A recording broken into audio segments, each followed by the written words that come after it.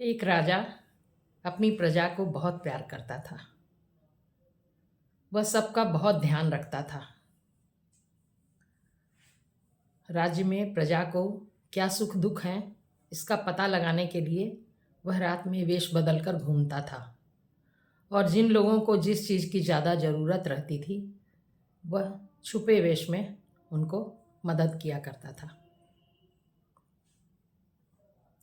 एक बार राजा को फिक्र हुई कि मेरे बाद कौन राजा, क्योंकि उनका अपना उत्तराधिकारी कोई नहीं था, उनको कोई भी बच्चा नहीं था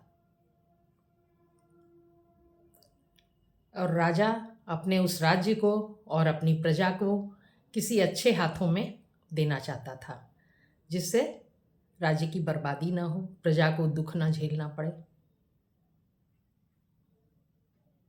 राजा ने पूरे राज्य के जवान लोगों को अपने यहाँ बुलवाया और बुलवाकर कहा कि मैं एक परीक्षा लूँगा और उसी से इस राज्य का उत्तराधिकारी तय करूँगा। उस परीक्षा में जो अच्छी तरह सफल हो जाएगा वही इस राज्य का अधिकारी होगा। मेरे सिंहासन पर मेरे बाद वही बैठेगा। सभी जवान युवक बड़े आशान्वित हो गए। देखें राजा क्या परीक्षा लेते हैं, जरूर कोई कठिन परीक्षा होगी। किंतु राजा ने एक बहुत ही सरल परीक्षा ली। सभी युवकों को उन्होंने एक एक बीज दिया और उसे गमले में लगाकर जब पौधा तैयार हो जाए, जब भी 4 महीने बाद आना है, ऐसा कहकर सबको वापस भेज दिया। अब सभी युवकों ने पूरे दिलो जान से उस गमले की रखवाली की, खूब अच्छे से पानी देना, खाद देना, खूब बढ़िया से पौधे लगाए। हालत ये थी कि सबके पौधे बड़े हो गए, लहलहाने लगे। किसी किसी में तो फल फूल सब उग गए थे, किंतु एक लड़के के गमले में बीज से कोई भी पौधा नहीं निकला। वह युवक बिल्कुल चिंतित था कि मैं क्या दिखाऊंगा महाराज को। फिर भी उसे आशा थी कि धीरे धीरे होगा। उसकी माँ ने भी कहा, बेटा अच्छी तरह तुम पानी वगैरह दो और गमले में बीज की सेवा करो, देखो पौधा जरूर निकलेगा।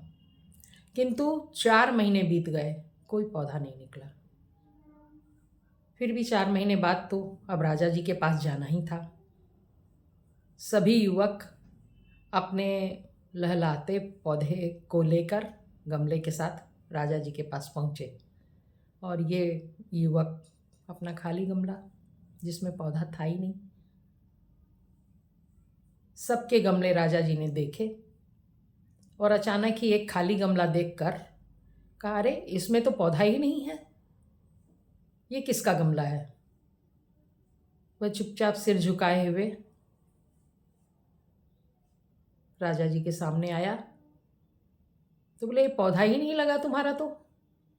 बोले, हाँ मैंने बहुत अच्छी तरह से देखभाल की थी, बहुत ध्यान से इसका सब कुछ काम किया था, लेकिन पौधा तो उगा ही नहीं।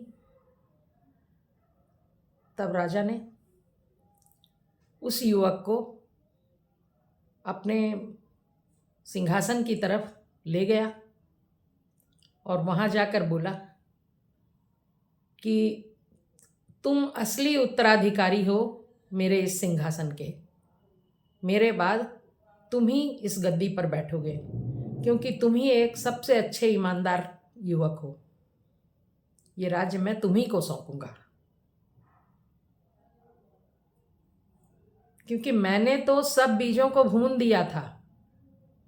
उन बीजों में अंकुर तो निकलने ही नहीं थे, किसी के गमले में पौधा नहीं उगना चाहिए था।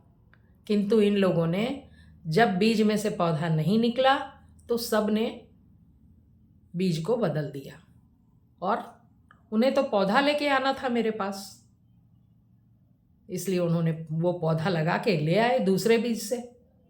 ये लोग ईमानदारी नहीं किए, और तुम सबसे सच्चे ईमानदार युवक हो। तुमने जो जैसा था वो आके मुझे बताया। बीज सबके एक जैसे थे। भुने ही वे बीज कभी अंकुर नहीं छोड़ते, कभी उनमें पौधा नहीं उगता। इनके तो पौधे उग गए क्योंकि बीज बदला हुआ है, और तुम्हारे यहाँ नहीं उगा बीज पौधा, क्योंकि तुमने ईमानदारी से जो भी कुछ हुआ वो सब आके मुझे बताया। सबसे सच्चे और ईमानदार तुम ही बनोगे आगे राजा।